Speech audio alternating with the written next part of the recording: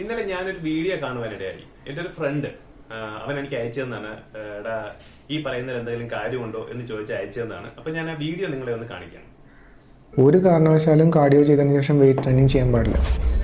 ഇതിനെല്ലാം scientific mechanism ഉണ്ട്. പലരും ജിമ്മിൽ നിങ്ങൾക്ക് കൺഫ്യൂഷൻ ഉണ്ടാക്കും. കാർഡിയോ ചെയ്യുക, അത് കഴിഞ്ഞിട്ട് പോയി വെയിറ്റ് ട്രെയിനിങ് ചെയ്യുക. Never do. കാര്യം എന്താണെന്ന് ചോദിച്ചാൽ ഫസ്റ്റത്തെ 30 minutes ആണ് നമുക്ക് ബോഡിയിലെ എനർജി ഗ്ലൈക്കോജൻ എന്ന് പറയുന്ന സ്റ്റോറിൽ നിന്ന് എടുക്കുന്നത്. അതാണ് ഇമ്മീഡിയറ്റ് ഹാർവെസ്റ്റ് ചെയ്യാനുള്ള എനർജി. സോ അപ്പോൾ നിങ്ങൾ ഒന്നൊക്കെ സങ്കല്പിക്കുക, നിങ്ങൾ ആദ്യം 30 minutes നിങ്ങൾ നടന്നു കഴിയുമ്പോൾ ബോഡിയുടെ എനർജി ഡിപ്ലീറ്റഡ് ആയി, ഇമ്മീഡിയറ്റ് ആയിട്ടുള്ള എനർജി. നെക്സ്റ്റ് സ്റ്റെപ്പിൽ നിങ്ങൾ എന്ത് ചെയ്യുന്നോ അത് ബോഡി എടുക്കുന്ന എനർജി നിങ്ങളുടെ പ്രോട്ടീനെ ബ്രേക്ക് ഡൗൺ ചെയ്യുന്നതാണ്. അപ്പോൾ നിങ്ങൾ എന്താ സംഭവിക്കാന്ന് വെച്ചാൽ, നിങ്ങളിപ്പോൾ അത് കഴിഞ്ഞിട്ട് എന്ത് ആക്ടിവിറ്റി ചെയ്താലും, ഇപ്പോൾ കാർഡിയോ കണ്ടിന്യൂ ചെയ്തോട്ടെ, വെയിറ്റ് ട്രെയിനിങ് കണ്ടിന്യൂ ചെയ്തോട്ടെ, നിങ്ങൾക്ക് പ്രോട്ടീൻ ബ്രേക്ക് ഡൗൺ ബോഡി ചെയ്യണം, എന്നിട്ട് വേണം എനർജി എടുക്കുക. അപ്പോൾ നിങ്ങളുടെ ഫുൾ ഇൻസ്റ്റന്റ് എനർജി ഡിപ്ലീറ്റഡ് ആയി. ഇദ്ദേഹം ഒരു ഡോക്ടറാണ്, ഒരു ഓർത്തോ സർജനാണ്. അപ്പോൾ അതുകൊണ്ടാണ്, വളരെ ഫേമസ് ആയ ഒരു ഡോക്ടറാണ്. അതുകൊണ്ടാണ് എന്റെ ഫ്രണ്ട് എനിക്ക് അയച്ചു തന്നിട്ട്, എടാ ഈ പറയുന്ന എന്തെങ്കിലും കാര്യമുണ്ടോ, ഞാൻ ഇങ്ങനെയൊക്കെ ചെയ്യാറുണ്ട്, അപ്പോൾ അത് എന്തെങ്കിലും പ്രശ്നമുണ്ടോ എന്ന് ചോദിച്ചത്.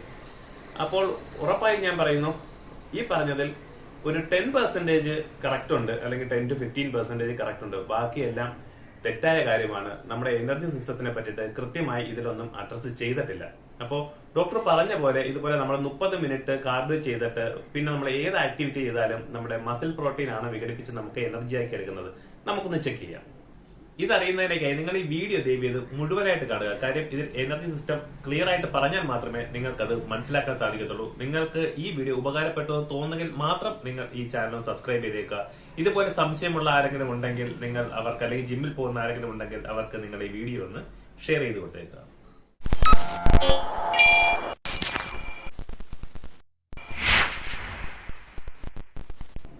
എല്ലാവരും മനസ്സിലാക്കിയിരിക്കേണ്ടത്, നമ്മുടെ ബോഡിയിൽ 3 തരം എനർജി സിസ്റ്റം ആണുള്ളത്. First one is ATP PC system, phosphagen system. രണ്ടാമത്തേത് ഗ്ലൈക്കോജൻ സിസ്റ്റം. അതുപോലെ തന്നെ മൂന്നാമത്തേത് ഓക്സിഡേറ്റീവ് സിസ്റ്റം.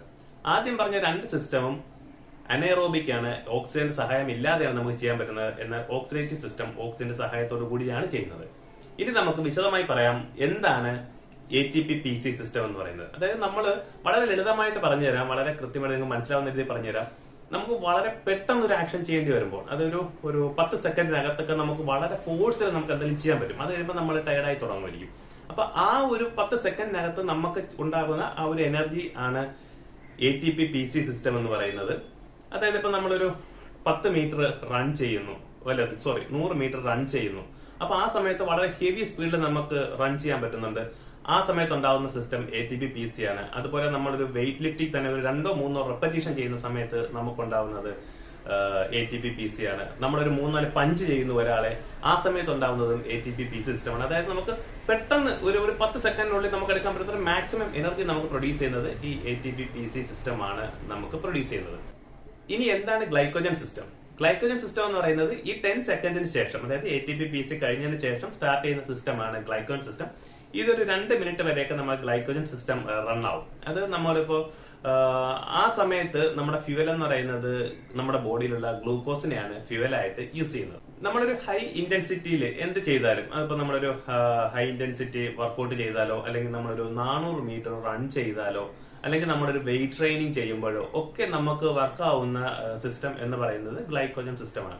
ഈ സമയത്ത് ഉണ്ടാകുന്ന ബൈ പ്രോഡക്റ്റ് ആണ് ലാക്റ്റിക് ആസിഡ്. അതുമൂലമാണ് നമുക്ക് മസിൽസ് ഒക്കെ ഫെറ്റിക് ആവുന്നതായിട്ടൊക്കെ തോന്നുന്നത്. അപ്പോൾ ഈ ഗ്ലൈക്കോജൻ സിസ്റ്റത്തില് ഞാൻ പറഞ്ഞല്ലോ, നമ്മുടെ മെയിൻ ഫ്യൂൽ എന്ന് പറയുന്നത് ഗ്ലൂക്കോസ് ആണ്. ഇത് കഴിഞ്ഞു വരുന്ന സിസ്റ്റമാണ് ഓക്സിഡേറ്റീവ് സിസ്റ്റം. ഡോക്ടർ നേരത്തെ പറഞ്ഞ വീഡിയോയിൽ 30 മിനിറ്റ് ഒക്കെ റൺ ചെയ്യുക എന്ന് പറഞ്ഞാൽ നമ്മൾ ഗ്ലൈക്കോജൻ സിസ്റ്റത്തിൽ നിന്ന് നേരെ ഓക്സിഡേറ്റീവ് സിസ്റ്റത്തിലോട്ട് പോവുകയാണ്. അവിടെ ഓക്സിജൻ നമുക്ക് ആവശ്യമുണ്ട്. ഈ ഓക്സിഡേറ്റീവ് സിസ്റ്റത്തിൽ പോകുമ്പോഴാണ് ഡോക്ടർ പറഞ്ഞത് നമ്മുടെ അത് കഴിഞ്ഞ് നമ്മൾ ഏത് വർക്കൗട്ട് ചെയ്താലും നമ്മുടെ പ്രോട്ടീൻ വിഘടിപ്പിക്കുമെന്ന്. എന്നാൽ അങ്ങനെയൊന്നും ഇല്ല. എന്നാൽ അങ്ങനെ ഉണ്ടോ എന്ന് വെച്ചാൽ അങ്ങനെ ഉണ്ടെന്നാലും. അപ്പോൾ എന്താണ് അവിടെ സംഭവിക്കുന്നത് പറഞ്ഞുതരാം.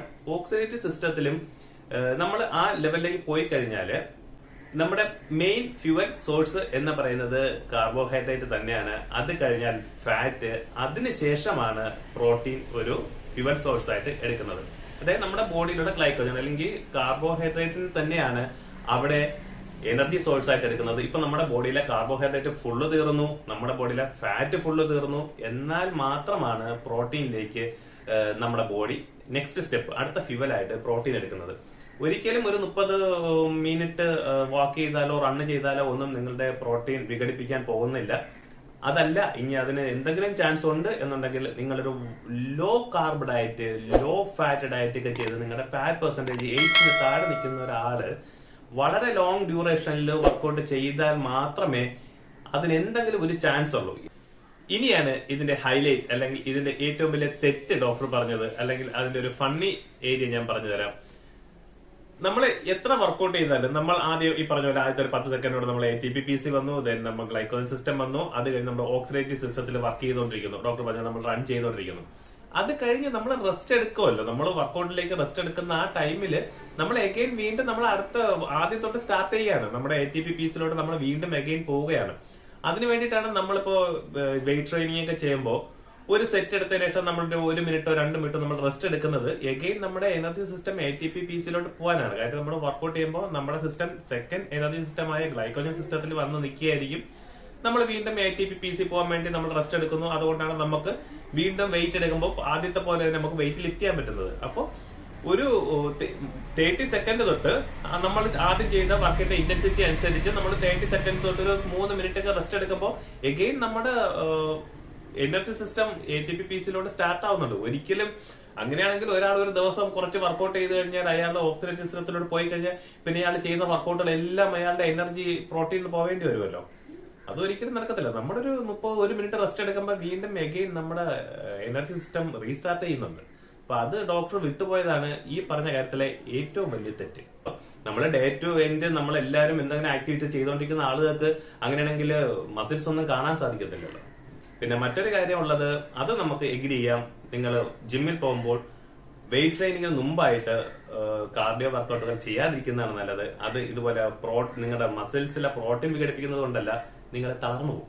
നമ്മുടെ ഒരു മെയിൻ പരിപാടി എന്ന് പറയുന്നത് വെയിറ്റ് ട്രെയിനിങ് ആണ്. അപ്പോൾ വെയിറ്റ് ട്രെയിനിങ്ങിൽ ഫോക്കസ് ചെയ്യുന്നതിന് മുമ്പ് നമ്മൾ 30 മിനിറ്റ് ഒക്കെ കാർഡിയോ ചെയ്ത് കഴിഞ്ഞാൽ വെയിറ്റ് ട്രെയിനിങ്ങിലേക്ക് പോകുമ്പോൾ നമ്മൾ ഭയങ്കരമായിട്ട് ടയർഡായി പോകും. അപ്പൊ നമുക്ക് ഹൈ ഇന്റൻസിറ്റിയിൽ വർക്കൗട്ട് ചെയ്യാൻ പറ്റത്തില്ല. അതുകൊണ്ട് മാത്രം നിങ്ങൾ കാർഡിയോ വർക്കൗട്ടിന് ശേഷം ചെയ്യുന്നതായിരിക്കും ബെറ്റർ. അല്ലാതെ ഈ വീഡിയോയിൽ പറഞ്ഞത് അത്ര ക്ലിയർ അല്ല.